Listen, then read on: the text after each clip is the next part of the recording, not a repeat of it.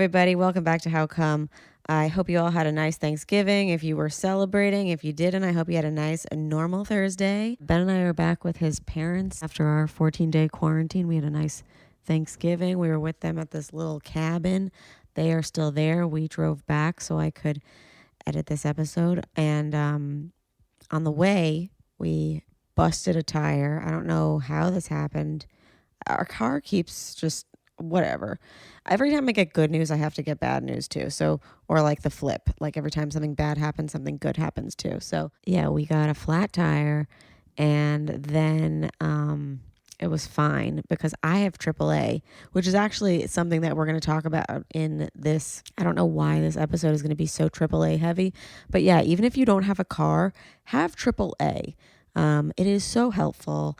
And also we were driving Grace back with us and the AAA guy was like, "That's a beautiful cat you have there." And I was like, "Thank you." Like, it really made my life. Why else is this episode late? Because then we got back to Ben's parents' house and because we were without them, we fucked. And yeah, this episode's late because of that. And then also, we discovered that the new Saved by the Bell is incredible. Binged the entire season by accident. So good. Also, at one point in the show, a couple is like late to something. And the guy is like, "Yeah, we're late because we got in a car accident." The girl's like, "Yeah, we're late because we were having sex." And yeah, this episode is late because of both and because of Saved by the Bell. Then it's really good. Highly recommend. And yeah, today's episode is all about weed, which is why it took even longer because usually I edit these episodes and like I masturbate whenever I get horny listening to whatever. It's part of the process. But this episode I just kept smoking because every time we were talking about smoking, I kept smoking. Yeah, it's a great episode and I might have to have all three of these guests back separately because they're all so awesome. Also, if you have any questions for these guests, go to patreon.com/howcome, become a patron, send us a question for them with their name. And like all of these guests and a bunch of other guests this season have like graciously agreed to come back on and with video on patreon.com/howcome to answer your questions. So yeah, send us their name and what you want to ask them. Our first guest is the Cannasexual, Ashley Manta. She is an award-winning sex educator and coach and has become a very sought-after authority on mindfully combining sex and cannabis as part of her Cannasexual brand. She's the author of The CBD Solution, Sex, published in conjunction with Mary Jane and Chronicle books. She also writes for Playboy as a Playboy advisor. Ashley is the host of Elevated Intimacy podcast and offers online courses through her virtual portal, Elevated Intimacy Academy. She completed her certification as a body sex facilitator after studying with legendary pleasure pioneer Betty Dodson, and she is a brand ambassador for Sybian. Our next two guests are amazing comedians who also happen to be dating each other, but they are two of my favorites. The first one is Courtney Reynolds. He is the host of Smoke Break Comedy, a 420 friendly comedy show, and is currently promoting a music video with a Jamaican artist, Sakaj, while he'll be writing, directing, and starring in a sketch for their upcoming album. And our final guest is Chanel Ali. Chanel is a comedian and actress who has been featured in MTV's Girl Code, True TV's Laugh Tracks, and she recently released her debut comedy album called Chanel No. 1, which is so funny. You have to get it. And yeah, you guys. So you were like, "What's the bad thing that happened?" Oh no, you probably thought the sex was the good thing. It was. It really was good sex. And like, you know that like we haven't been able to bang a lot. So yeah, it was fucking great. And what I will say about the sex too is like, I remember distinctly as a youngin' when we learned about orgasms being like, oh, people make noises. And like my friend and I would be like, oh my God, what if we made noises that were like, ah, or like, ah, like what if we were just very insecure about our noises. And I was just like listening to my noises this morning and I was like, these are hot noises. Like I'm so sad that I was ever afraid. But also another good thing that happened besides the sex was we are back on the charts, you guys. We are in the top 200 of comedy podcasts on iTunes now. And I love you guys. I don't know who did it. I think it was the rating and reviewing and subscribing. So if you guys have been doing that, thank you so much. If you haven't done it, go now, rate, review, subscribe. And follow us. Follow me at Remy Casimir. Follow How Come at How Come Podcast. And yeah, I want to give a big shout out today to Helix Sleep. Take their 2-minute sleep quiz and they'll match you to a mattress that will give you the best sleep of your life. Find your perfect mattress at helixsleep.com/howcome. Thanks to Manscaped for supporting How Come. Manscaped is the best in men's below the waist grooming, offering precision engineered tools to provide you the best experience. To get 20% off and free shipping on your order, use the promo code HOWCOME at manscaped.com. Also, I want to thank Jan Leslie Gemstone Pipes and Jewelry for supporting this episode of How Come. Go to janleslie.com, click on Gemstone Pipes, and use code HOWCOME to get 25% off your Gemstone Pipes order. And yeah, all of these will make really good gifts, whether you're making somebody comfy or cozy or happy or sexy. Yeah, and we're going to get all those things in this episode. So get ready and get excited. How come? How come?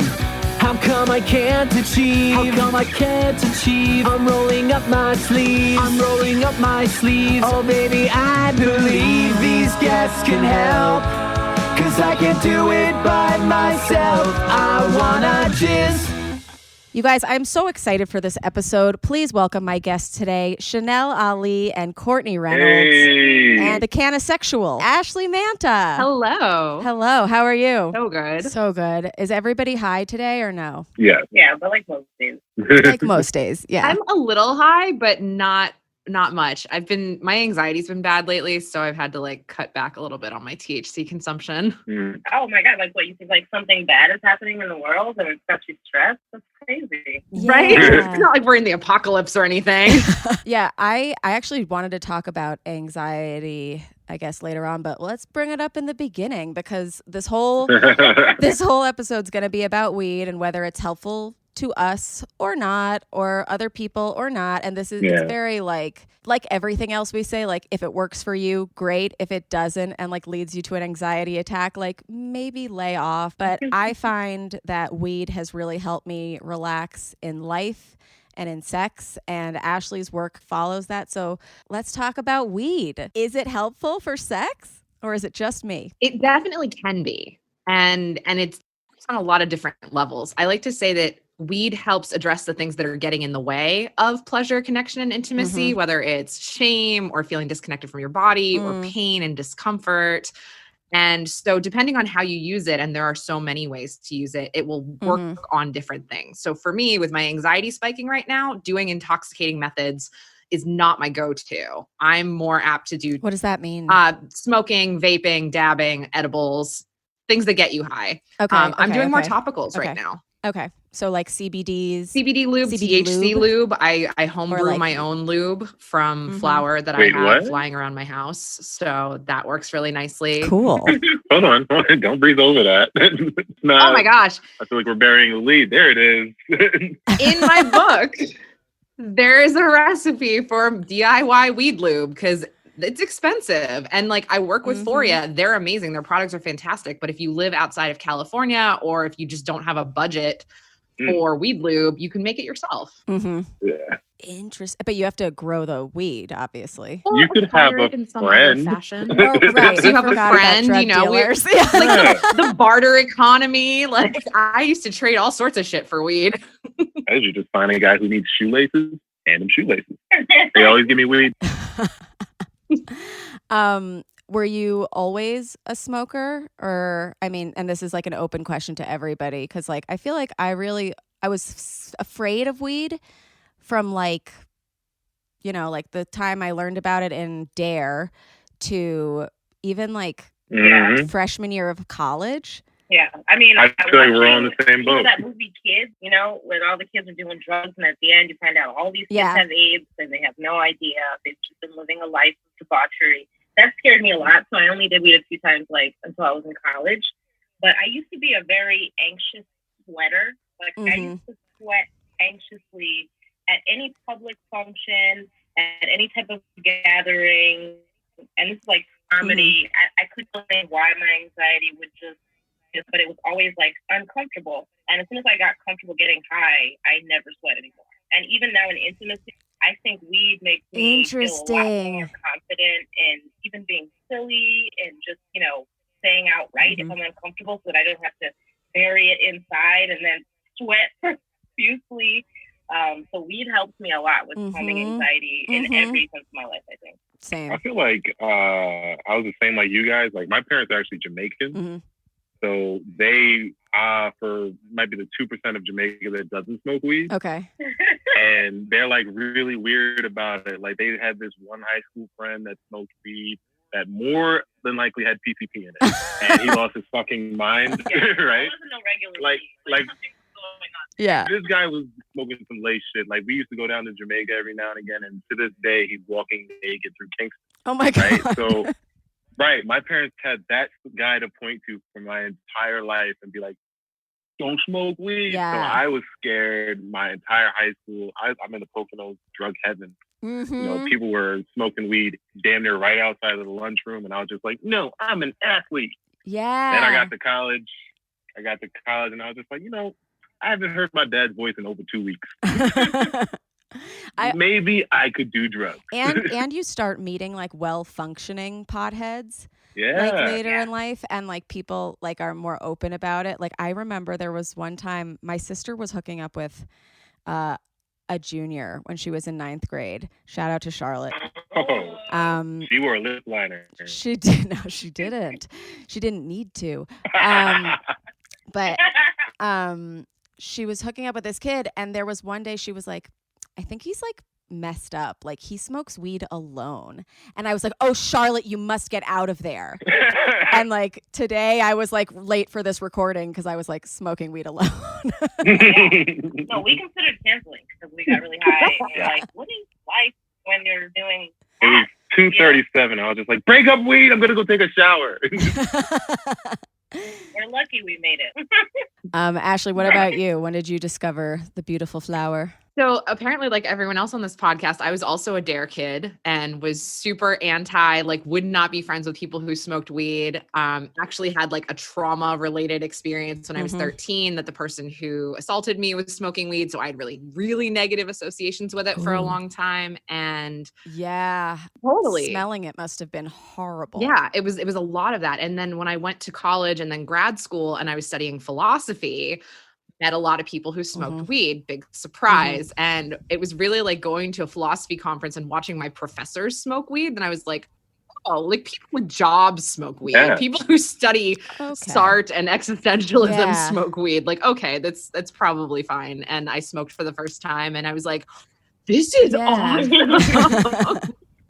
Yeah, I had a bad first time because like it was in 9th grade and I tried it and I was at like one of those bad girls' houses and like I already was uncomfortable, which I would say don't smoke in a situation you're already uncomfortable in. Like any drug, I feel like if you go like how you start the trip, not that you trip on weed, but like how you start the journey, like it like lays out how the journey is going to be. And like, if you're not comfortable with the people, like it might send you into like a little black, like hole, or like I left my shirt at this girl's house and I really liked that shirt.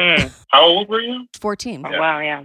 That's young. That's traumatizing. But yeah. And then I didn't do it again until college. And I went to high school in California, and just like in high school, that weed was too strong. It just was too crazy. We would get out of school and smoke a little, and then I would wake up at like midnight. Like, what did we do? I don't even know what day, what happened. So it just, to me, was like, I don't have time to do this drug. Like, this is taking a lot out of my day. But then once I started smoking alone, that changed everything. I was like, oh, this is a tool that will make me better. And I can use it in the way that I need. It changed my whole perspective. Because it's less about a social thing. Totally. It helped me shut up. Like, I learned, like, probably, like, in, like, senior year of high school, like, if you let me keep talking, I won't shut the fuck up. Right. I'm using so much restraint to do this 4-person podcast. It's crazy. Weed is like really helpful for, anybody who's like gets in your head, or like if you think there always needs to be a conversation happening, like it just lets you like chill. But there's something that Wendy Starling said on our first episode, which was that she didn't start doing drugs until her brain was formed. Yeah. And like she'd already done school and stuff. And so I do think some of those people that we're meeting that are functioning potheads, or the people that are even on this podcast that you're listening to, like we waited, you know? Yeah, we did. Yeah. Now with all that out the way, I smoke so much weed, you guys. We got bongs on camera, no big deal. Courtney's got a bong. It's the best. It literally, I feel like it changes your life. And like, well, that sounds like an addict. But I feel like a lot of people grow up thinking that the only acceptable thing to do and like the cool thing to do is like party and get drunk and stuff. But like find the thing that like actually makes you happy. Yeah. It's like all those cliches are true. Yeah. Like you should be able to have friends around you, or family, or a significant other that makes you feel comfortable enough to be high. Yeah. I think that's how I know if I'm really connecting with someone, when I feel like, hey, can I tell you this crazy thing I just thought? And it's so crazy. Yes. And like, I just want to hold you when you were a baby. It's a random thought I just had. And someone reacts and be like, that's cool. I never thought of that, but that's cool. And it's just like, there's a safety net that you create with weed. I think it's a community. I think it connects us. Yeah. And you guys are in a relationship. Would you say that weed is a big part of your relationship? Yeah, I would definitely say that. I remember before we started dating, I used to fantasize about rolling a big blunt and having a guy come home from work and being excited that I have these blunts rolled and we can smoke them together. Like I didn't have grand plans. Yeah. What we were going to do with weed, but I had smoked a lot. And dated people who didn't smoke, or dated someone who smoked way, way, way too much. And it wasn't like healthy or productive. So I really used to fantasize about the type of relationship, including weed, that we have now. Yes. Shit, at our worst, a blunt can at least start the conversation. You know? Better tomorrow. Totally. You know, I mean, relationships are so much work. And to get down to the bottom and have to have really hard conversations sometimes, and then be able to get a little lighter. Literally get a little lighter in the moment. A little higher. So we can really be honest and not say the most outlandish way to explain our feelings. Now that does mean the conversation takes 3 more hours. Sometimes, yeah. What are you gonna do? That's 3 more hours with the person you love. Yes. we laugh more in between. Of course. And then you're like, oh my God, this needs to go in a show someday. I'm like, we're so like, this is the best conversation ever. There's nothing better than smoking and bonding. And if you're thinking this and you're like, but I don't know how to roll, that's okay. Get a piece. I started smoking with pieces and then moved on to rolling and stuff. But pieces are awesome. And there are these new pipes that were just sent to me, and they are so gorgeous and so fantastic and really easy to light. Jan Leslie gemstone pipes merge crystal healing with herbal healing. Each handcrafted piece is the embodiment of form meeting function, culminating in a beautiful luxury accessory to use or just display. Because these gemstone pipes, so they are all natural gemstone pipes. They're all selected for color, quality, and uniqueness. Each pipe is handcrafted, made from natural stone. No 2 pipes are the same. They include the little like thing that holds the flower. They send you a gold one and a silver one, depending on what you like. Jan sent me 2 different types. I'm going to tell you all about them. But basically, the reason that they're gemstones is for good vibes, and because they're gorgeous, and because the way that they're designed keeps the pipe cool to the touch, even in heavy use situations. And they deliver that perfect draw. Like I've never enjoyed the draw from a pipe like I have these 2. So we have teamed up with Jan Leslie Gemstone Pipes and Jewelry, and they are offering 25% off your gemstone pipes order when you go to janleslie.com and click on gemstone pipes. So I was sent the blue goldstone fortune stone and the rose quartz, the love stone. So if you saw my stories, the blue goldstone is the one that's super, super sparkly. It is like diamond shaped. It is so gorgeous. Like even if I didn't smoke, I would want it as just like a piece of art. The rose quartz is a gateway to the heart chakra. The gemstone is believed to flush out negative, angry thoughts and replace them with love. They are carved by hand into a smooth drumstick shape. This one, naturally one-of-a-kind gemstone pipe, is as sleek as it is chic. And if you are into crystals and healing and also herbal healing, these are the pipes for you.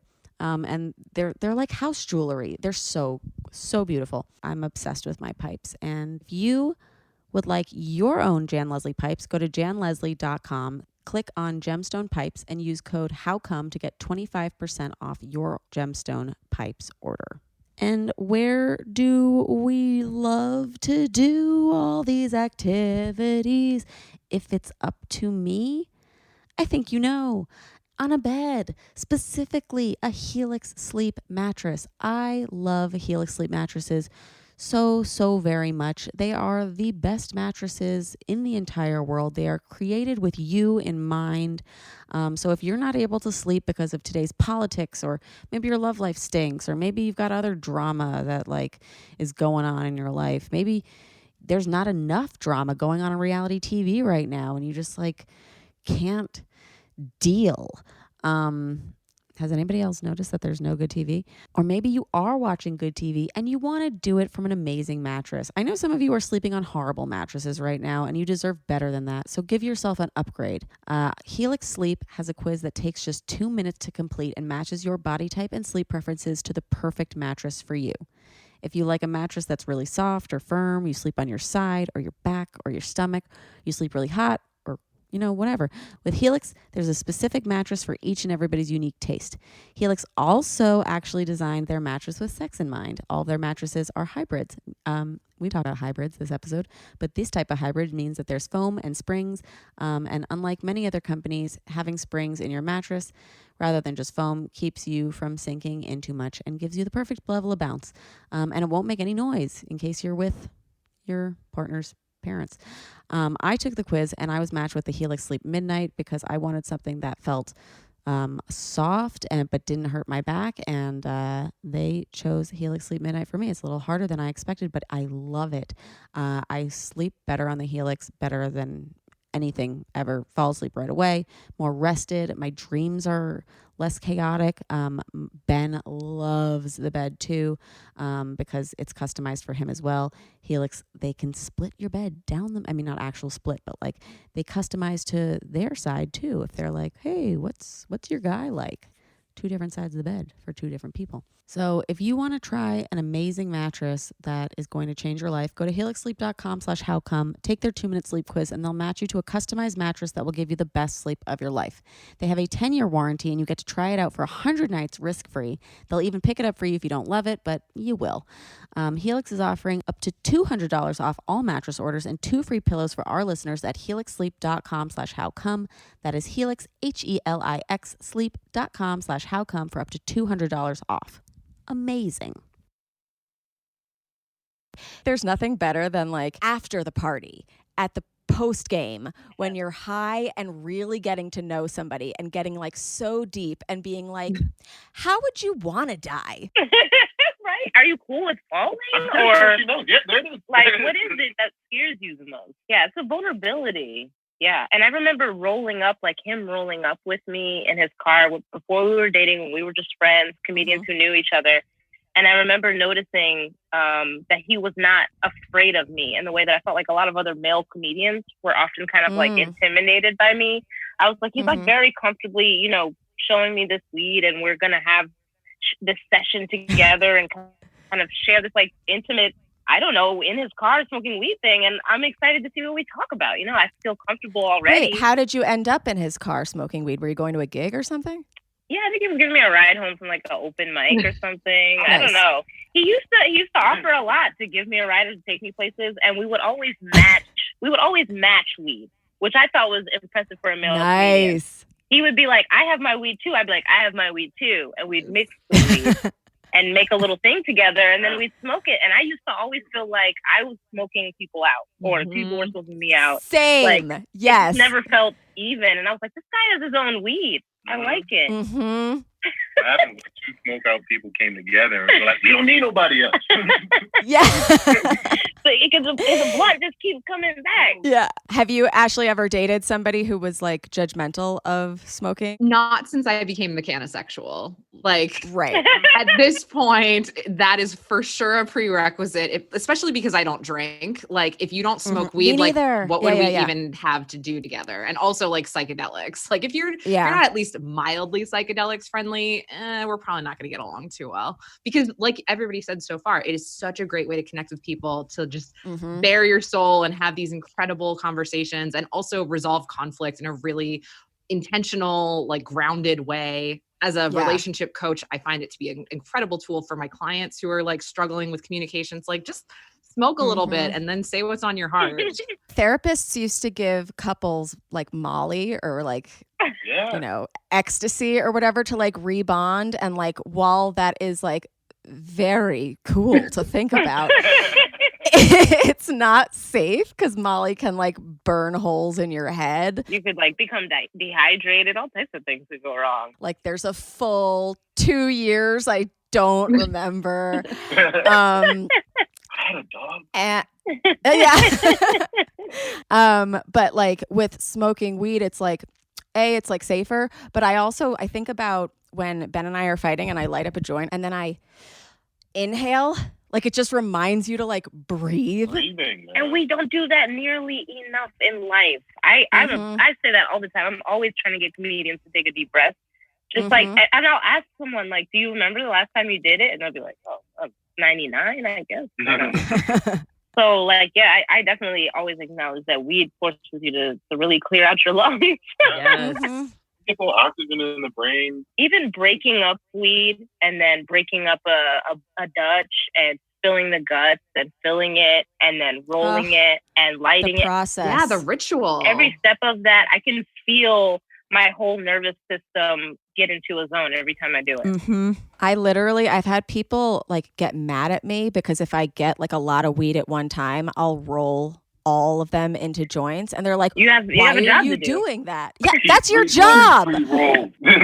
But we've both talked about in the past when we've dated other people and them making us feel uncomfortable about weed. Like, one time I dated a guy and sometimes like he would just ask me like, do you need to smoke? Kind of, which would kind of make me feel like he was saying like, you don't seem calm. Right. So you need to go do your little thing. And it made me feel terrible. It made me feel dirty. Yeah. And I just was like, don't clock when I do my thing. I just hated it. And I was like, I'll never go back to that. Yeah. That's like, are you PMSing? Like, ew. Yeah. Like, it's an ugly If thing. you're depressed, like, did you take your meds today? Oh, fuck no. It sounded just like that. Yeah. It sounded just like that. No, what were you going to say? I never make that mistake. Or like being in the car, smoking weed. If you're on a long road trip or something with someone and they don't smoke weed, they will make you feel like you have a problem. They'll make you feel crazy. Yeah. I had an ex that he would be super judgmental about weed, and it wasn't even like, I feel like yours was even tame. It was like, oh, do you need to go do that? Like, he would be like, really? You just smoked again? You know, and I'd be like, you do so much cocaine. Like, how is what you're doing acceptable? He's like, you can't smell it. He's like, you can't smell what I do. That's really the thing. People are like, it's dirty because we can smell it on you. And I'm like, I can see it on you. I can see it on you. Stoners get like a really bad rep because of, I guess, the smell. And it's such a loud smell. It's very like, it is. obviously weed. If you have weed in a room where no one else has weed. Oh, yeah. So I don't know. I just dream of a day when it's not that big a deal. Like, we go outside and we just smell weed all the time. It's just on everybody. Babies smell like weed. That's what I want. I think that's the worst part. It's like when you're out smelling like weed and then like you're just chilling and then some jerk walks by and is like, smells like weed in here, and you're just like, yeah. It's like, we need to normalize that where like you said, you just be out in public thinking, and it's fine. Yeah, that's the worst. But like, also the worst is when you say that, but you mean it to be like nice, that you're like, ooh, weed, and somebody's like, narc. And you're like, I wanted it to be inviting. Yeah. So do like people who don't smoke weed, like do we recommend it for them for sex? Because a lot of the time we'll get people asking like, oh, I can't like relax, I can't let go, like what should I do? And like I want to recommend smoking, but also I'm not sure. Well, I'm not I didn't write a book, but I do feel like if you can master being comfortably high alone, then I think it's a good idea. But I do think that sometimes people haven't mastered like being high and being comfortable with being high, and then they try to throw other things on top of it. And I'm like, no, you can't like figure out all these issues at the same time. I feel like if you can get to a point with weed when you can like, I don't want to say control your high, but you can feel comfortable in it and feel safe in it, then I think it could be useful, because even just as far as fluids, I think, you know, things flow easier when you're high. I think so. You think so? I think. Ashley, what do you think? I think it could be a toss-up for everybody, but for me. Right, yeah. I don't know if I see a difference for me, but I did read an article once that it dries people up. I think it can definitely put you in a headspace where you are more like open to arousal. But the thing, here's my sex educator hat. The interesting thing about being turned on and being aroused is that it only correlates with like wetness about 10% of the time for people with vulvas. So like everybody needs lube. And so I'm a big fan of like use lube, even if you don't think you need it. Certainly for like hand jobs and stuff, but like using lube, people who use lube are 80% more likely to orgasm. So like, as far as I'm concerned, that is a statistic worth exploring. Yeah, that sounds like a foolproof plan. Then. Right. With lube and weed, like what? Somebody's getting off. Yeah, everybody's happy at that point, especially if you happen to get like a little bit of kind of, you know, cotton cunt situation, which can happen for some folks. Totally. Like Cotton cunt. cotton cunt. Can I say that? Or is that like Yes, if you like. say it loud. Cotton cunt. Not so loud, okay? That is great. You are so welcome for that. Please tell everyone. Put it on a t-shirt. Cotton cunt. There's a lot of weird ways you could read into that though, Right. so maybe not. And we've also talked about how weed can like make us feel very permanent in our feelings. Like if I feel like I don't want to have sex, if I'm high, then I feel even more so like I absolutely don't want to have sex.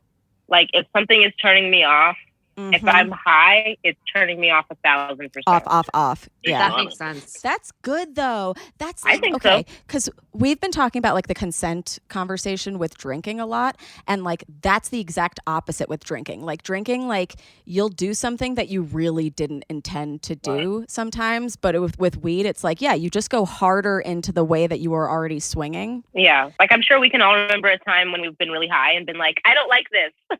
Like no matter what it was, whether it was sexual or not. And I just feel like sometimes when I'm not high, I don't feel as brave to say that out loud. Like, I don't like this. But if I'm high, I'm like, yo, bro, I don't like that. I don't want to that.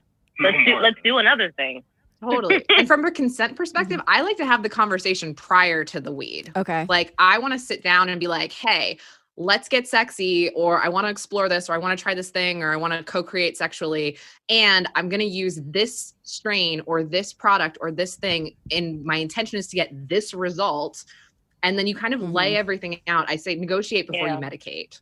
And then you kind of have a trajectory, and then you use the weed, and then you're good. And if you need to dial differently, you can do that and tweak. And you can always be like, oh shit, I got too high, we got to stop. Like that's kind of part of the assumed agreement at the beginning. But I'm too high now. I see you as a worm, and I and I can't possibly. I can no longer do. Yeah, just snuggle me and feed me cookies.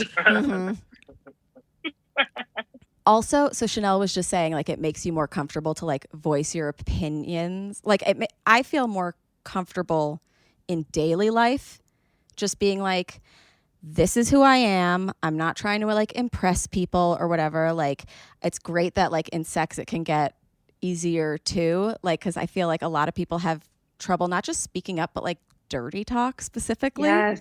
Ashley, can you speak on that? I can.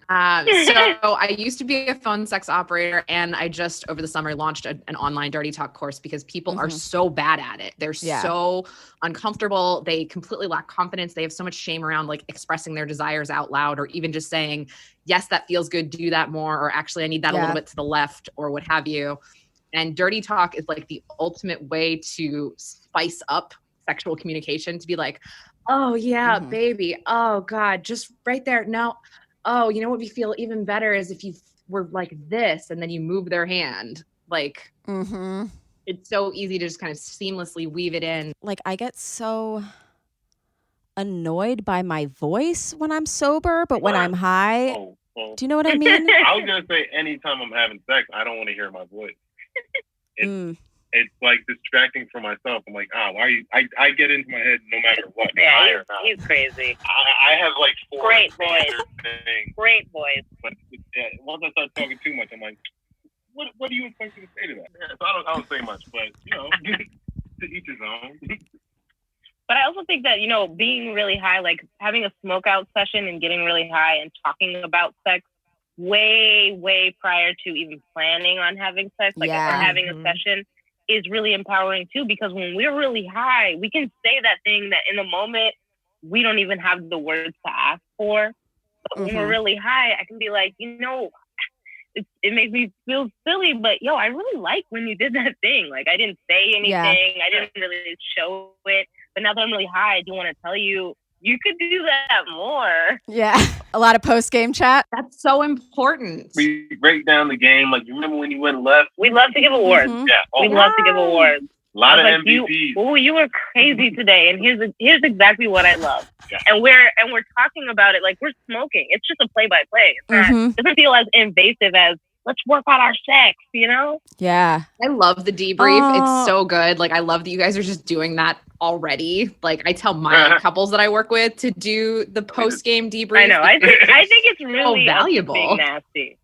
We're just really. I think we're just being nasty. Yeah, we are being nasty, but like it's good. It's comfortable. But is it okay? So, do you ever get horny in the debrief? Fuck yes. Yeah. It just sometimes it'll turn into another session. I'm like, what's all this chalkboard and talking? Why do you have all these graphs? Get over here. It was great. Let's do it again.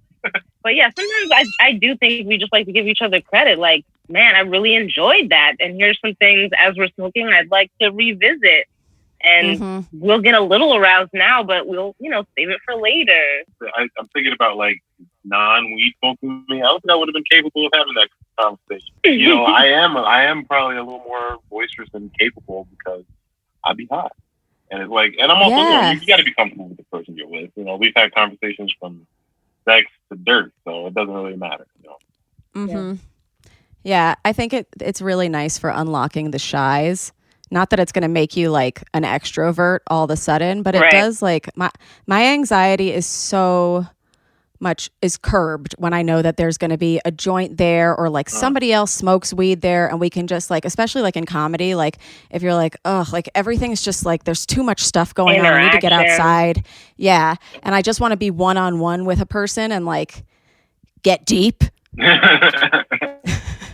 And I'm such a fan of like knowing who you are and what your kinks are and desires and fantasies, and sharing that like a lot up front, like maybe not on the first date, but like very early on in the relationship. Cause I would rather know in the first few months if we have any kind of fundamental incompatibilities, like I really like daddy girl role play and you think that's really gross. Like I need to know that because we can't be together if you're not into this thing that I'm into. So I really encourage people to like cultivate awareness of their desires and share it as openly as possible, so that you save yourself time down the line of being like, oh shit, I married this person who's not into any of the things that I'm into. Oh my God. Yeah. And then you also become like a different version of you. Maybe if you try to like adapt to them.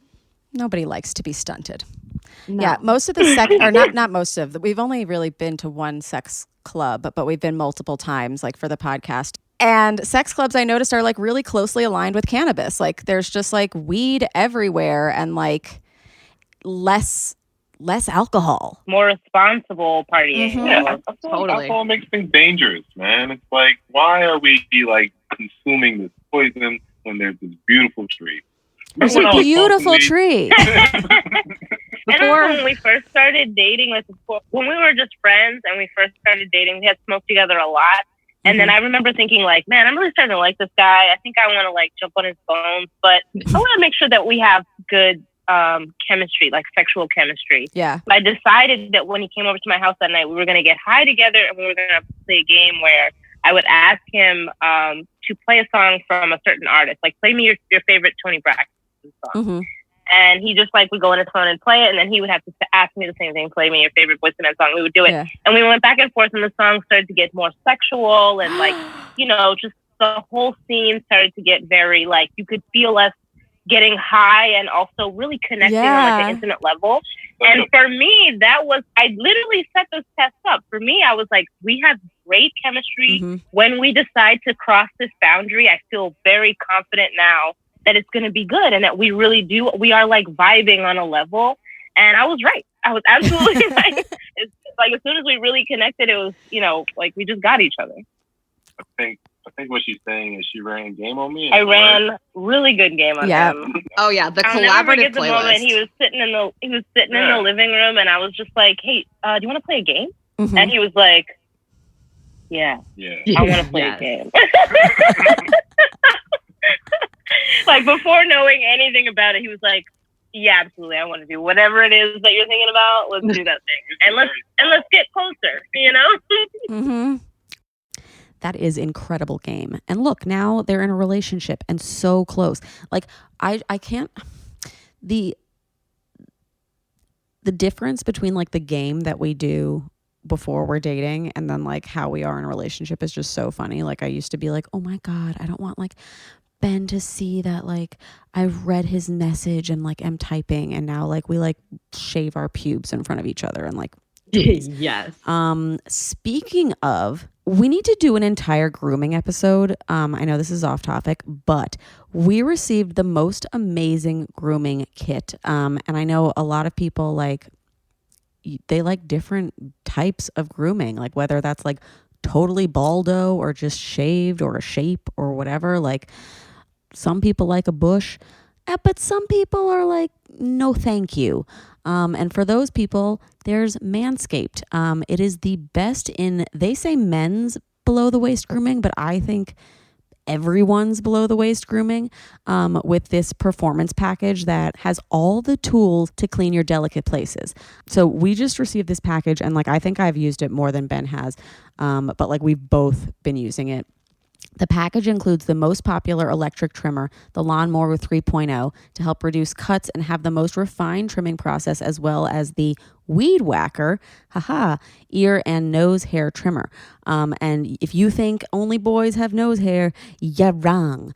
I have been loving the electric trimmer for my pubes and my armpits because usually I get razor burn. And like I do all this shaving for me.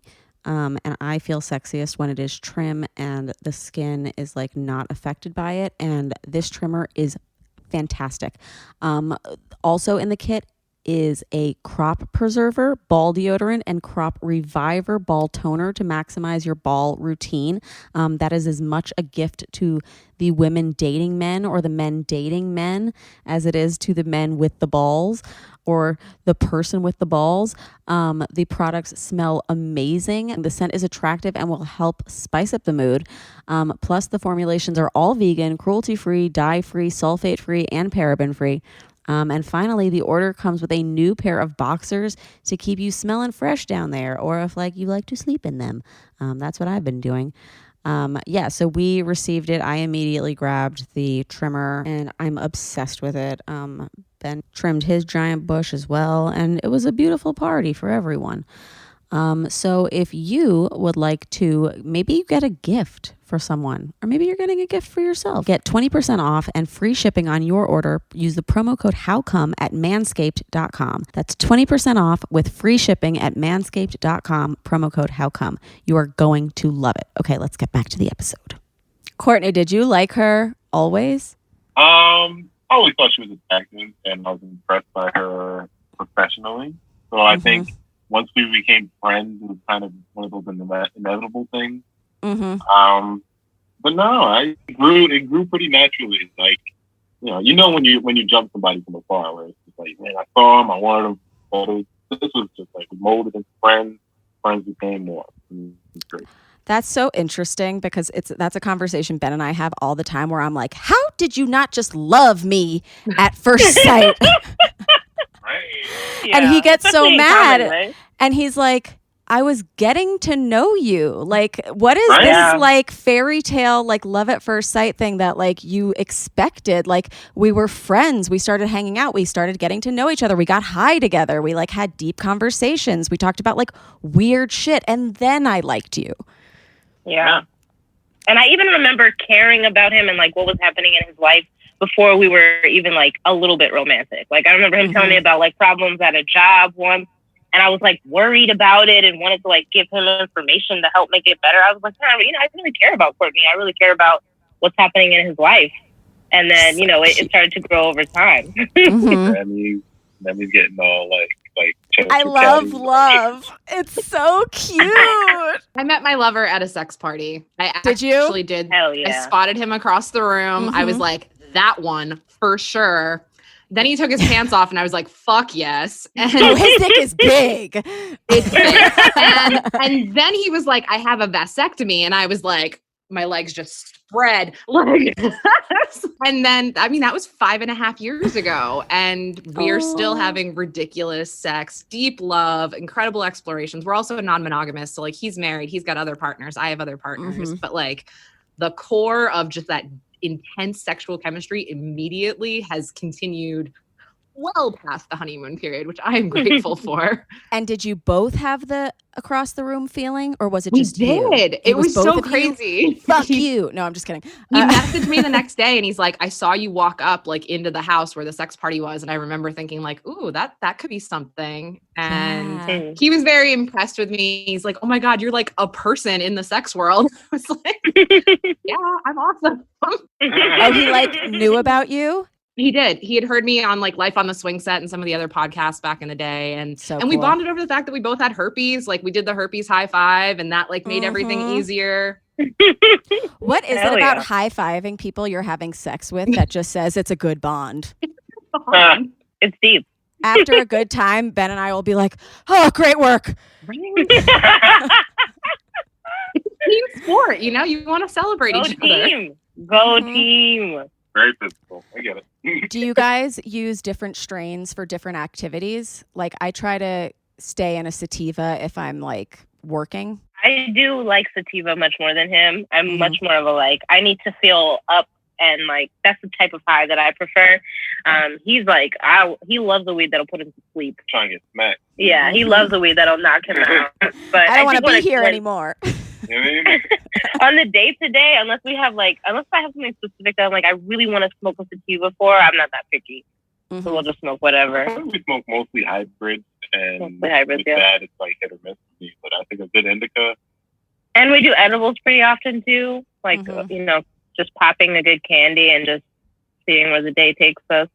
Takes me nowhere. I usually need like over 100 milligrams or something, like something crazy for anything to start. So He I has don't a waste my super high tolerance. I have a super high tolerance. tolerance too. I Nice. took 250 milliliter or thing this big milligrams Milligrams. before my flight to New York last time we were there, and nothing happened. And Ben was Wow. Ben was like, oh my God, you just accidentally drank that whole thing. And I was like, accidentally? Like,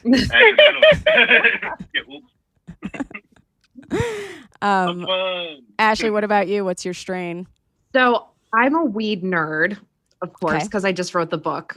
So I find that the cannabinoid and terpene content of a given strain or product is more relevant to me than like sativa indica, because I've had sativas put me to sleep and I've had indicas get me like wired, because everything is actually a hybrid, like scientifically. So sativa indica is more like marketing terms, but I like Jack Herrera, which has a lot of limonene in it, which is the thing in oranges, which gives it that like zesty, like citrus burst. And that tends to be like very antidepressant and elevating. And that stimulates me without giving me anxiety, which I appreciate. I also like more balanced strains, like a Harlequin that's like a 5-to-2 THC to CBD ratio. again, because of my anxiety. So I want something that's going to keep me a little Okay. bit grounded, but also help me with like enhanced sensations and like creativity and presence. So wait, which one helps with anxiety? What part of CBD it? is better for anxiety. CBD? Okay. Interesting. At high doses. Like a 10 milligram gummy isn't going to do shit for you beyond like basic day stress. Like if you have actual anxiety, I take like 200 milligrams of CBD and that helps a little bit. Like you see this shit that they're selling at gas stations. It's like these gummies that are 5 milligrams of CBD. It's like stress relief. It's It's not gonna like do anything for anyone. yeah, maybe if you have a hangnail, but like It just sounds like sugar to me. I'm like, why would I want to just eat the sugar and also not get high? Yeah, I once gave half a 10 milligram to my grandmother and like nothing happened. And she was like 88. So like. I think I overdosed my parents. I think about a year and a half ago, I got them to do some edibles with me. And I gave my dad, I want to say about 70 milligrams. 70 milligrams? Sorry. She wrote a book and she's surprised. I just told you it takes me like 100 to do it myself. So Five milligrams for newbies. Yeah. I gave my mom 60 milligrams. She can't drink, really. My dad doesn't drink or smoke. My dad handled it in a way where he was just like stoic the whole day, just telling me how much he didn't like it. Yeah. He was just staring like off into the distance. I was like, Dad, you all right? He's like, I'm fine. I don't like this. My mom was saying how she was like seeing colors around the plants, and it was great for like the first hour. She was in heaven. And then like the rest of the day, she was like, I feel like somebody's gonna do something to me. So I overdosed my parents. So it's like, luckily you didn't give grandma any more than 5. Because Yeah. No, she was fine. But there was one time that my sister and I, we've always wanted to smoke with our mom because like she's just super, well, not super uptight, but like she's a mom. She's uptight. And we're just like, we want you to let loose or whatever. And she never would with us, except one day Charlotte and I were having like a knockdown, drag out sister fight, like screaming in the streets. And my mom was like, how do we fix this? And we were like, smoke weed with us. It's the only way. There's no other way. And she was like, what? And I was like, yeah, my apartment's right here. Come upstairs. And then we like smoked a joint with her. And she did like the classic mom move of like being like, I'm so high. Like when she was like not high, but like it was appreciated. My grandmother, before she passed, she used to do taxes. That was her like business. I do people's income taxes. And so one day she had this old lady I thought you were client. talking about like a drug. I was like, what's taxes? She does taxes. Yeah. No, so she's doing taxes, and this old lady client comes and she needs her taxes done, and she's like, I don't have any money, but I'll give you a joint because I have a prescription. I get weed. This is like, I don't even know, probably in the like early 2000s. So my grandmother does this lady's taxes, gets paid in weed, saves the weed for like 15 years. Oh my God. And then one day realizes that I, her granddaughter, am now smoking weed, and she's like, Chanel, come here. I got something. It's crazy. This lady gave it to me. She pulls it out, and it's like wrapped powder. in a wrapper. It's wrapped in a wrapper that you like the little envelopes we get when we have a big like maxi pad, like one of those purple envelopes. Yeah. It's wrapped in one of those. Great. Because this is how old ladies transport drugs, I guess. And so she gives it to me, and she's like, be careful. This is aged weed. It's gonna, you don't even know. So me and my friends set up, like, we're gonna smoke this joint. Who knows what the afternoon's gonna take if we smoke the whole thing. I turn to him, I'm like, are you high? He's like, Nope. Barely. Barely even a little. I was like, my eyes feel itchy. I'm hungry. I'm not high. And then I had to go home and tell my grandmother, that shit had us fucked up. We were laid out on the floor. We couldn't remember our names. You didn't waste your money and time. Yeah. I was like, do this lady's taxes all the time. She's a drug bin. See, the reason for that is THC degrades into CBN over time, and CBN is like very sedate and not nearly as psychoactive as THC is. Like I didn't know the letters, but I knew I was like, it's not the stuff I This needed. is not It's normal stuff. It's not because you want That's it to be so like funny. wine. Like you want to Right. Wouldn't that be great? think it's going to be like grapes, Yeah. and they'll just ferment. But no, Like 1998, that was a great year. Like, yeah, then. Hash can age over time. Hash will do that, but not flour. Oh, okay. That's good to know. Courtney, you said your parents are both Jamaican. Did they grow up there or were they here? No, they grew up over there. They didn't come here until they were maybe in their 20s. Did they ever get like made fun of for not smoking weed? Well, my mom is a really, really sweet woman. And then my dad, I don't know, nobody bothered him. He had a lot of friends that would smoke weed, and he would kick them out of his car if they wanted to smoke. Like, he was a whole asshole about it. And they're both educators. They both are like very high-ranking teachers in their respective industries. Mm-hmm. And like they're very scholared people. Yeah. I feel like I don't know anybody in the weed community who's like, oh, you're so like lame that you don't smoke weed. Like, that's not a thing. Yeah. Like, it's like, oh, you don't smoke? Cool. More for me. Great. Exactly. Yeah. Literally, I feel like with drinking, there's so much more of like a pressure of like, come on, have another shot or whatever. But if somebody's in like my little smoke circle and just wants to be there to talk but not smoke, I'm like, that's great. The rest of us can get more high. Me. Yeah. Yeah. I just don't like the people that are like asking you what being high feels like. Sometimes I get into conversations like that with people, especially comedians, and I'm like, you're killing my high, and nobody needs that, you know? You should back up. Yeah. Or if they like start to be like, ooh, is this okay that I'm not high? You know, and it's like, you're making me feel very strange now. One time I had a friend with me at like a comedian's party, and he was like a very straight edge, doesn't smoke weed, but wanted to hang out with comedians. And so we went outside to smoke weed, but we hadn't started yet. Somebody just like lit a cigarette and we were hanging out. And my friend turned to me and was like, hey, I think I got a contact. And I was like, we're not smoking weed yet. I don't know if this is the place for you to be. I think you should leave this party because I can't have you saying things like that out loud. That's my friend. I think I caught a contact, and everybody looked around like, from what? We haven't. What are you talking about? Oh no! It was really embarrassing. Ashley, you host or you like teach sex and cannabis to people. Have you been doing that during COVID?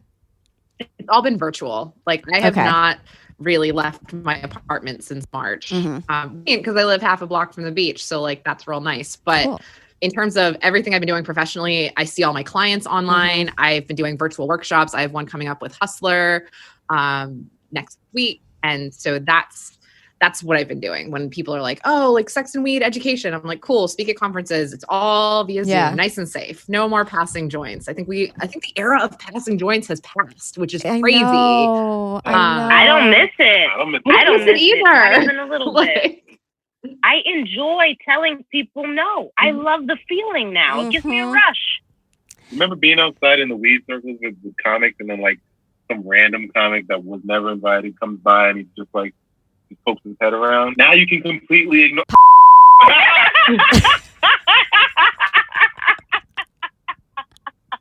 Yes. That was just for you guys, for us. Any type of comedian who has the name of some type of part of. Yeah, no, that's what's been cool about COVID is like you can just be like, no, you don't smoke my weed anymore. But also like I'm in Portland, like I buy packs of pre-rolls now. Do you remember like when that like meme with the Marlboro, but it was like green and it was like, oh, you could buy weed cigarettes someday. And we were like, this is gonna happen. Like everybody used to have that conversation of like, this is gonna happen. We're gonna be able to buy, and now you can. You totally can. Yeah. I can't believe it's a thing. It feels modern and sexy. Do you have a medicinal card or is it recreational out there as well? Totally recreational. Yeah. Oh, nice. I need to get a medicinal card for PA, I think, right? Yeah, I don't think they're gonna give it to him. No.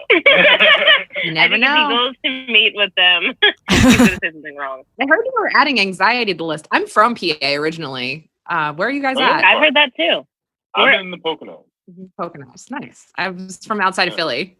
I just learned that the Poconos are in. A lot of people don't know that. A lot of people think that we're upstate New York right now. Yeah. I did, yeah. But I miss passing joints with the people I like and also not being like vilified for coughing. Now I just have to be like, it's weed, not COVID. The one thing that I think COVID robbed of me of was I have a Sybian and I used to take it to sex parties with my weed lube and be like, here, like put on weed lube and then ride the Sybian. And I can't do that anymore. And I'm very bummed out about it. Oh. What? Sybian, it's a rideable sex machine. It's like if a vibrator had a Harley motor. Oh yeah, like a saddle. I've seen those. Yeah. Saddle, the vibrating saddle. Mm-hmm. Yeah, that is a very nice party favor to bring for people. So I was popular at parties. It was like I show up with Sybian and weed, and people are like, "Hey, and weed." How big is this Sybian that you're just bringing it around? Like this big, like a foot. It's a pocket Sybian. Yeah.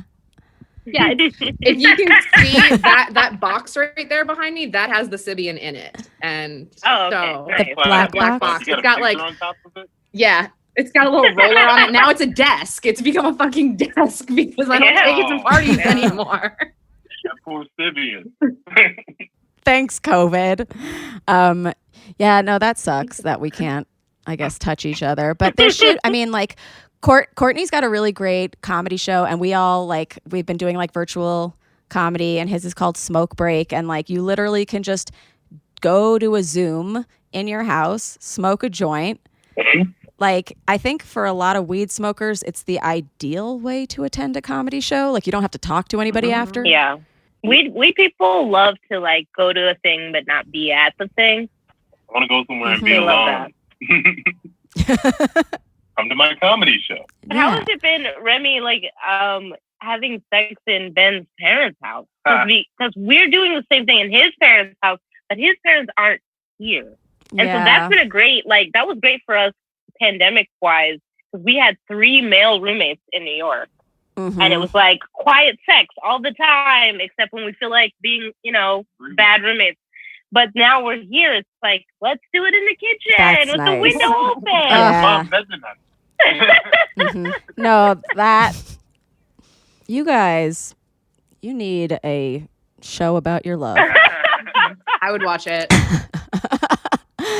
Yeah, no, it's been a different situation for us, for sure. We need a show too.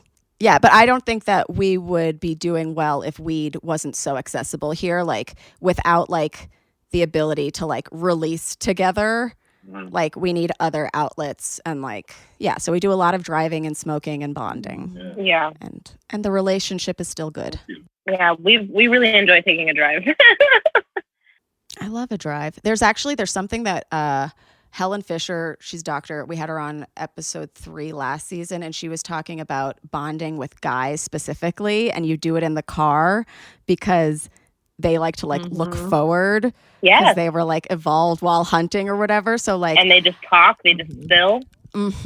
Combining it with weed. I asked Ben a question this morning about like one of his old relationships in the car. And he answered. He just was like, "Oh yeah, here's the fact." Yeah, I love it. It was wild. Yeah. I'm telling all the boys. If you need somebody, I'm telling all the boys, make eye contact while you drive.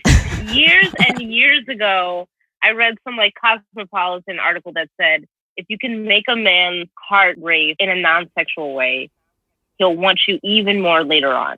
And so I do that all the time with him. I will book. we recently went ATV riding. What?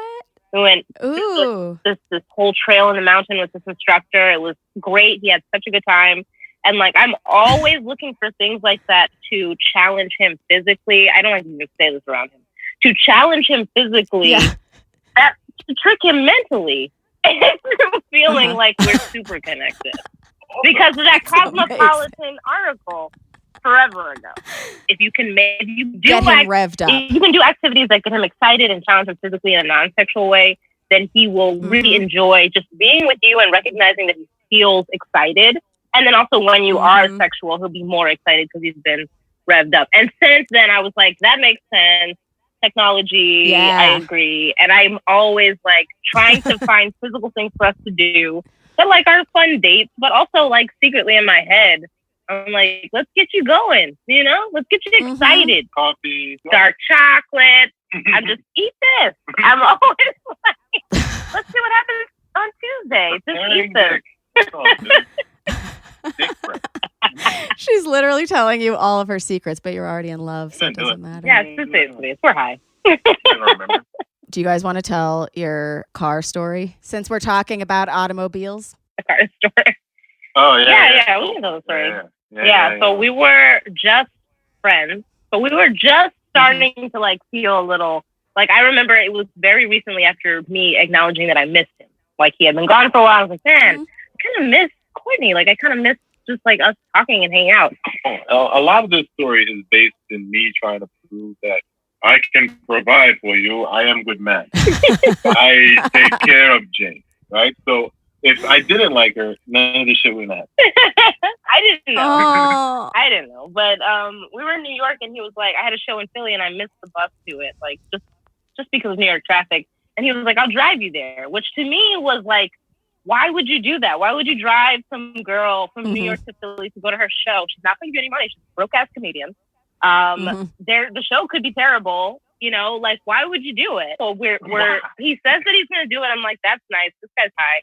We get in the car and then like halfway there, the car breaks down. The car breaks down on the side of the highway. And because I'm such a responsible lady, I have like AAA. Even though I don't have a car at the time, I have AAA because I sometimes get in cars with guys and sometimes their shit is broken. He like has a whole mental breakdown because he feels terrible that I'm going to miss my show and I'm in his car and he's like embarrassed and I'm having a breakdown because I'm going to miss my show and I need to get to my show and there's money that I will get after I perform at my show. And so we both like break down and have this like, you just have to be as honest as possible in this car for a few hours.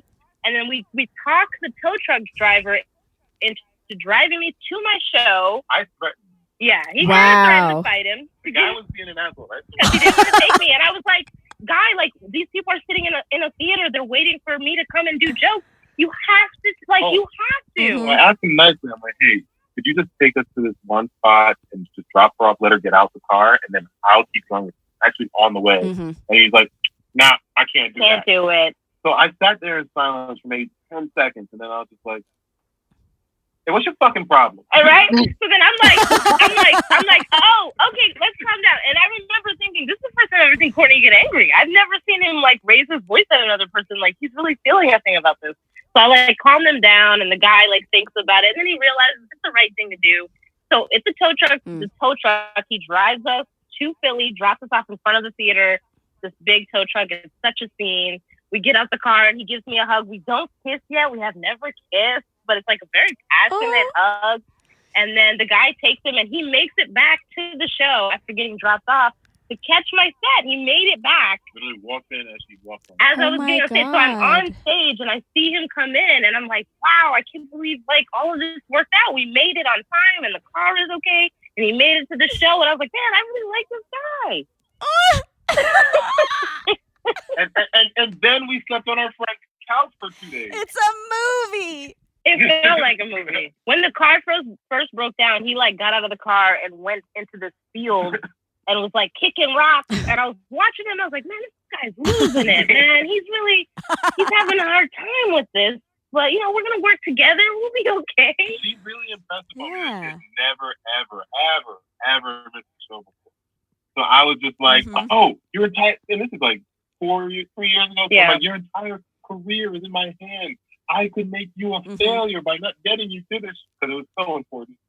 It was really important to me. It was so important to me. Even just me thinking about the fact that somebody could say, I bought a ticket to go see Chanel Ali and she didn't show. I was like, who am I, Lauryn Hill? Who do I think I am? I can't live like this. But it's really nice that like you could show how passionate you are about your job and that wasn't threatening to him, especially being in the same industry because like. And I remember thinking it was a gamble when I felt myself getting emotional. Like, man, I'm about to like, you know, really get emotional in this guy's car and his car is broken down. It's not my car. But also like, this is honest. It means this much to me. The idea that I could miss this show and I need to impress it upon him so that he'll take me seriously, you know? And so I was happy that he kind of met my energy and was like, well, let's figure it out. You know, we'll get it done. Kicked a lot of rocks that night. How much weed did you guys have on you to like stay sane? Not enough. Not enough. Maybe like one blunt left. That's when we were still like buying 8. Yeah. Shit. We were so young. So poor. We were so poor. So I probably rolled a blunt. We had already smoked it on the way there. So we probably had just enough to get his weed back. Horrifying. Horrifying, right? Now we always bring an ounce of weed wherever we go. Always. I can't even explain to you. We were in a house like last week and I got a pack of 10 for every day that we were there and then 2 more packs just in case. And I ran out. You thought you pre-planned. I think next time when you buy those pre-rolls, you got to break them apart. That's what slows you down, the actual rolling process. If I got I've a bunch done of pre-rolls, that. I'm whipping them out one by one by one by one. Yeah, that's like it's very like Coco Chanel to just pop open a pack of pre-rolls and be like, I'm gonna light up. It's fine. I have them rolled. They're ready. I also love with a pre-roll, like the roach that's left over usually has like a substantial amount of weed left. So you can always pop them through and make a second generation, which most people find disgusting. It is smoking tar, but I love it. I think you're getting way higher. That's my favorite kind of weed, I think. I don't want anybody to tell me the real science behind it. I believe that you get really, really high. And as a Jew, I never feel more frugal. That's right. Habit on a budget. Remember when we first started dating, I used to save all of my stems? Yeah. I used to save all of my weed stems because I was so poor, such a poor comedian. And I would keep them in this big mason jar with like a couple of nickels, like just some coins in it. And then I would shake the jar once it got full and all this teeth would fall out and some weed. And it blew his mind that I had the discipline to save every stem. Like he would come over and be like, I can't believe you do this system.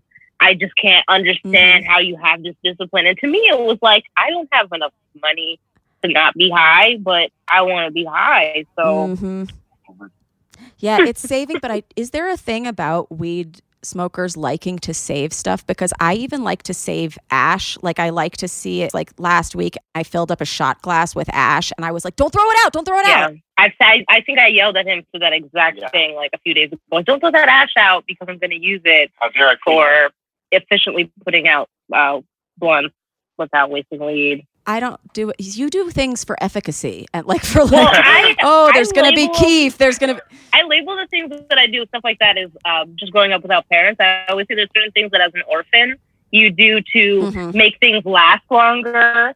I am one, like, he'll buy me a candy bar and be like, why didn't you eat that candy bar? And I'm like, I'm saving it for, I don't know, I'm saving it. Yeah. And then he'll eat it. And I'm like, well, you have to buy me another one because you promised me like candy bar, you know? Monday candy. But I think that's something that we have always acknowledged is like difference in how we were raised and how we feel about certain things. Like I'm always saving things for an experience because I feel like you never know. That's so interesting. Do you guys still have that podcast? Daddy with Issues. Do you still do that? We don't really do it anymore, but we interviewed a lot of like comedians who grew up in less than 2-parent households. Talked about, you know, how they learned to tie their shoes. Like, how did you learn to balance your checkbook, you know? And I'm really proud of it because even now, still, the episodes are out and people write me from all over the world saying, like, this podcast, you know, made me feel better about not having parents. Yeah. So if you guys grew up with no parents or one parent, listen to that podcast. Daddy List Issues, yeah.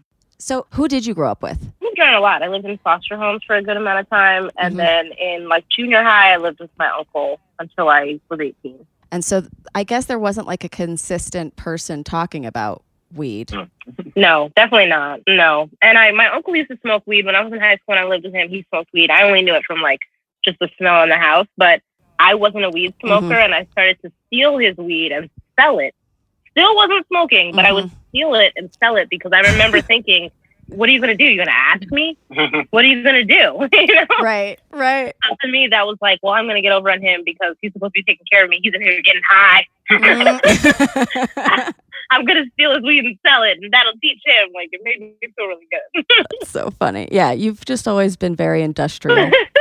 But yeah, I don't know. I love saving stuff, and like we'll get in fights sometimes where I'll be like, you threw out all the roaches, and he'll be like, what did you want those for? And I'm like, for right now, and we don't have any weed left. We definitely balance our like saving of drugs and things differently, but I think luckily we both work hard to get drugs enough. we can always say like, yo, I don't really like that you smoked all those roaches, but there's enough weed that I can't complain. Yes, but you know, right. Definitely, when we first started sharing weed, we had different ways of doing it. I smoke it all. Ashley, are you a saver? Not of weed. I save sex toys. Like I have dildos from like 8 or 9 years ago that I never use. They're just like in a box under my bed, but I can't get rid of them because like you just never know. Someday when I'm strapping on, somebody might be like, "Oh, I really like that one. Fuck me with that." Okay, like Yeah. I have a full box in the city that Ben's like, do we need to save this? Like you've used all of these once. And I'm like, yeah, but I don't know, maybe again someday. Maybe I'll have a flashback. You never know. Maybe I missed it. Yeah. Yeah. I think we do have to talk about weed and memory for a second because I'm sure a lot of people are thinking like, what are the negative effects? Like, does it fuck up your long-term memory? Does it fuck up your short-term memory? Ashley, what would you say to that? I would say that THC and short-term memory are not friends. It's one of the reasons that I really recommend people keep like a tracking journal of the products and strains they're using specifically with regard to intimacy, because you might smoke a little bit and then have phenomenal sex and be like, shit, what was I using? And how much? And like, how long did it take to kick in? And what did it actually do to my body? So I used to keep a spreadsheet and then I switched to like just a paper journal. And I made one. So if you go to my website, you can like download a free journal because I want to make it easy for people. I get that not everybody's as much of a nerd as I am. So let me just. Yeah. No, but even like a thinking journal, like we're all comics. Like how many times have you had an amazing thought that you're like, that is hilarious. I'll remember it. Yeah. No, you don't remember it. Not one time. I'm probably like 1 to 90 of actually getting it into a note. Yeah. Write stuff down. Like if you're going to get to the point that you're high and thinking of really cool stuff or doing really cool sex, like try to remember that. Or just even like, then it's just like a turn on a voice note and just start talking to yourself, you know? Yeah. Because then it's really encapsulate that whole feeling. I definitely agree that weed affects your memory. I can't tell you how many times I've been like, what did I come in this room for? I'm high. I don't know what I was doing. Or times where I've been really high and like I like to get high and go shopping. And then I came home and I was like, I didn't get the thing that I went out for, I don't think, but I got this other stuff. But I don't know if it affects me with intimacy. I don't think I've ever been like, oh, I forgot that we already did that position already. Or, I don't know. No, I don't think it has. I always remember to have sex. I definitely short-term memory. I feel like I like to say I've never forgotten anything important. You know what I mean? Feels like that. Like, it feels that. I say that, but I've also forgotten her birthday one year, so it's like... Oh, no. No, but even more embarrassing is we were talking to someone, and the girl was saying, yeah, my birthday is May 31st. She was saying, on March 30th, I want you guys to come and do a thing. And he was like, we will come. It's her birthday. And she was like, it's your birthday? And I was like, it's not my birthday. Absolutely not. Because I've been dating him for a while. He doesn't know what my birthday is. But we will come. We are still going to be there.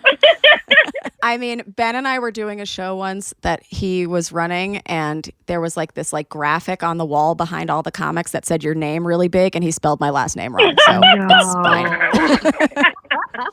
He's like, I know who you are, though. You've been making up for it. Yeah, that was a couple years ago. He really has. You remember that. He has not forgotten any birthdays. I make it just once a month just to check. I don't forget things during sex, but I get very engrossed in what I'm doing, so I end up giving like a 90-minute hand job. I can say that weed helps with that too. Because sometimes I feel like if you're super sober, you can feel like, especially if you're giving something to someone, you could feel like you're counting every minute if it's not super enjoyable. But I do feel like with weed, you're like, what's time, man? I'm just right. This feels good. Yeah. Sometimes I even feel like you could get so in yourself that you're like, I mean, I'm obviously physically doing this to you, but it's kind of for me, and I'm enjoying this time. And it's like less goal oriented too. It's not like that. Oh, I gotta get you off. Oh, yeah. It's just like, look at this soft thing. I'm high, and this is a cool toy. Right. Yeah. No, I like fucking for hours. I can't fuck for hours, but definitely if it's like I'm going down, it's like if I'm not high, I'm thinking about patterns and like continuity. If I'm down there and I'm high, I'm just doing like split circle, and then it's like Picasso. It's like whatever the fuck comes next. You know what I mean? Versus like I gotta do 1, 2, 3, 4, 1, 2, 3. No. When you're high, you get a chance to let loose and totally find the clip naturally. I guess I don't know. And I think we've had a lot. Not a lot. This doesn't happen every time, but we've had a good amount of times during sex where we burst into laughter. Yeah. because we were so Yes. high and something silly happened, or just like unexpected whatever. And I just feel like we were It's the so best. comfortable and high that we were like, let's just laugh together, and then we'll get back to it. But let's take a second and just giggle. That's fucking goofy. Like, laugh. That makes better sex. It's the silly thing we're doing. Ashley, what's the deal? Like, what makes THC or CBD like good for like chemically? Like, what's going on? So the research is still unclear in a lot of ways. What we do know is that THC is a vasodilator, so it brings more blood flow to the area. That's why your eyes get bloodshot and you get kind of flushy when you're smoking. When you apply that to the genitals, that makes you get engorged and it gives your clit an erection, which let's get erection. So that's a win. So when you're consuming it orally, it does help kind of relax you and get the blood flowing more and make you more focused and open to sensation and discerning new and hotter sensations. Like I get erotic zones that come online that are not present when I'm not high. Yeah. So that happens. And then with CBD, it's really good for like anti-inflammatory. It's not as impressive for sensation. So it's really good for people who have like pain with penetration. It can help kind of calm that down. Also after you've been fucking for hours or however long, like, and you're sore and swollen, like putting some THC and CBD on your bits as like a salve afterward, really beneficial. So you're ready to roll for next time. Little aftercare. Yeah, gotta do it. I love that. Okay. And so on this podcast, we have to ask everybody about their first time coming story. So I don't care who goes first, but maybe Chanel. Because Ready. All right, Chanel, when did you come for the first time and how was that? I think I came for the first time when I was 18, and I had been dating my high school boyfriend, who was my first for a while, and I had never ever came with him. I never really enjoyed having sex with him, and it actually started to make me question my sexuality at the time. And I was like, man, I don't really like this. I've been with this guy for a couple years. I really, really just am not enjoying it. And then I kind of just got into a sexual relationship with a close friend, and we just had better chemistry, and he was, just more caring. And I remember the first time we hooked up, I orgasmed. It was great. And then the way home, I just remember like screaming out the window, I like sex! I think we're gonna be okay because look at this. Because prior to that, I was like, I really am not liking this. I really feel like something is awry, and it just felt like he was. That's so funny. He just understood me more. We just connected on a deeper level, and it just made me feel like, you know what, we're gonna be okay in life. I like sex. Yeah. Like I just didn't like what was going on. And it was scary as a coming of age. Like I was like, man, all my friends they're getting it in, and I'm just like, what is going on? But yeah, so just after that, I felt like I really didn't struggle anymore. I started to obviously get to know my body more and more as I got older. But yeah, 18, took me a couple years. That's awesome. Cool. Courtney? Well, I was 13. Nice. I feel like that story always goes that way, where a guy is going to go, I was like 10 years old, I was masturbating, because that's it's pretty 1, 2, 3 for guys. There's not a lot of psychological stuff going on. But the story was interesting because this was my first time masturbating, having heard about it from my friends and everything like that. And I think it was like the first summer that I actually stayed in America. So I had a lot more free time and access to a computer. In Jamaica, my grandma was like always in the room. So I'm in my dad's office, and I'm sitting in probably the loudest like office chair, like one of those chairs where you lean back and it's so every motion was like an alarm, right? So I'm sitting back there with the door closed. I made sure not to. I was like, if I have to get up and unlock the door, somebody's coming, they're all gonna know what I'm doing. So I put on my favorite black porn, and I just made it happen. And it probably took like a minute and a half. I came on my belly, and I literally went to sleep feeling like I did it. Like I have something to talk about now. You know what I'm saying? Like I'm sure. Let's give them something to talk about. My friends ain't the only ones coming. All right. But I'm gonna make sure I make it sound real cool when I tell them. I never told anybody but you. But it's I don't know. That was my first time, and I don't know. Did it feel like it took forever? Like that minute and a half, did it feel like 8 years? No, man. It felt like I was almost done by the time I touched it. Because granted, there was like so much preamble of like checking the door and then lowering the volume, making sure the thing. I plugged out the speakers. Foreplay. Yeah, like there was so much foreplay. I was pre-coming by the time I had to press play, and I was so excited. I just made it happen. It's done. Sounds thrilling. Yeah. Thrilling. What a time. My guy stories always suck, man. No. It doesn't suck. I love it. Yeah, it's cute. It's adorable. There's no coming of age, beautiful, deep flowering. It's just like, so I was being dirty. No, we love a solo touch. Ashley, was yours a solo touch? Mine was a solo touch, albeit much younger than everyone else. My parents found me in the bathtub when I was 5. Go, girl. Yes, bitch. Me and a turkey baster. My dad loves telling that story at Thanksgiving. I'm like, God damn it, God. Dad. I'm so happy this is our Thanksgiving episode. Right? I don't remember that experience specifically, but I remember somewhere around like 7 or 8, I started playing with my clit, and I didn't know what it was called at the time, but I was totally edging because what I figured out was that when I came, the pleasure stopped. Like it felt really good, but then I was done. And so I didn't want that to happen. So I would get really close and then stop, and then get really close and then stop. And like I would try to do it as long as I could without coming because I didn't want the pleasure to I was a hedonist pretty much from the time I was born. I love that. What I'm telling you. I love that. It's so cute.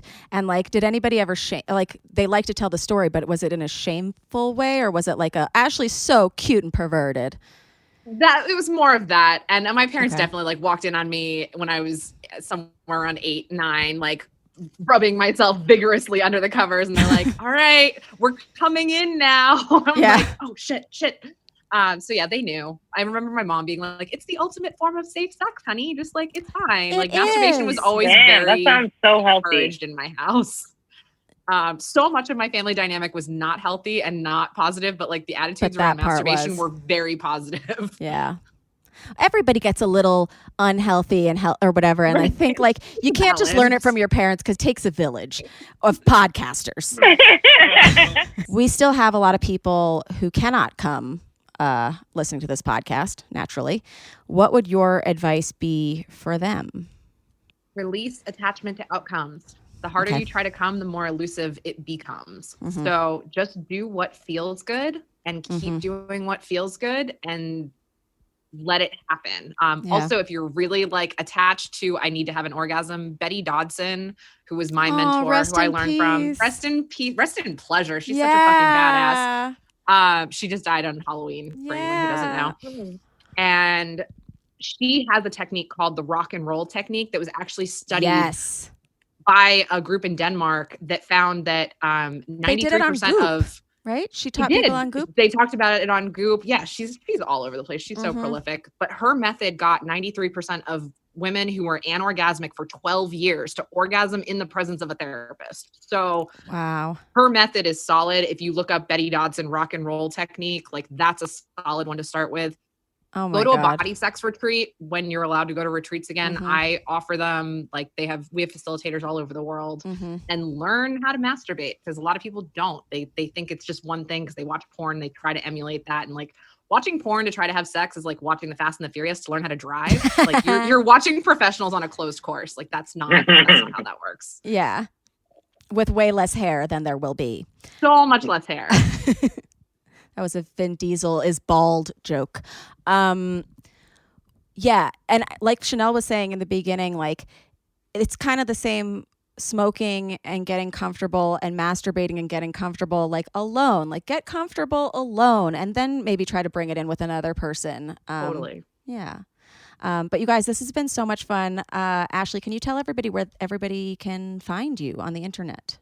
Absolutely. You can find me on my website, cannasexual.com, on Instagram at Cannasexual. I have a podcast myself called Elevated Intimacy, and Remy, I'll have to have you on. Also, you guys, I would love to have you guys on as well. Oh, we'd love to. We'd love to. Courtney, you're so amazing. So yeah, hit me up, and thank you so much for having me. For sure. Chanel, where can everybody find you?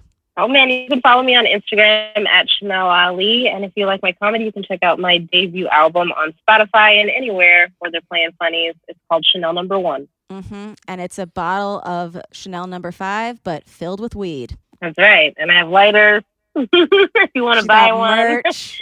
Courtney's pushing my merch for me. I don't know what these is $12. No, You can buy my lighter, and the lighter has a QR code to the album. So sick. Yeah, so then you could just like get high and listen to jokes and think about us having sex. Yeah, I did this whole time. Courtney, where can everybody find you on the internet? You can all find me everywhere at Full Court Comedy. Pretty much Twitter, Instagram, everywhere, TikTok. I'm probably going to change my name to Cotton Cunt. Cotton Cunt, yes. With credit, thank you very much. Yeah, oh, yeah. That's right. But for now, you can find me at Full Court Comedy. Perfect. My alarm keeps going off to hide the joint before they get back. You guys, this has been so much fun. I do have to ask you all this question after a sexual experience, which this has been. Ashley, did you finish? Yeah, absolutely did. Okay, great. Chanel, did you finish? I came. Great. Courtney, how about you? I'm edging, but I'm enjoying it. I love it. You guys, thank you so much for coming. Thank you for letting us come. Of course. Yeah. And we will see you next time on How Come. Goodbye. Goodbye. It's not you, it's me. I try so hard to finish honestly. They say you'll know when you go all the way from A right down to O. Oh no, I think that I still got a ways to go. Oh, I'm sick of this and I have got to know. How come I can't achieve? How come I can't achieve? I'm rolling up my sleeves. Oh baby, I believe these guests can help, 'cause I can't do it by myself. I wanna just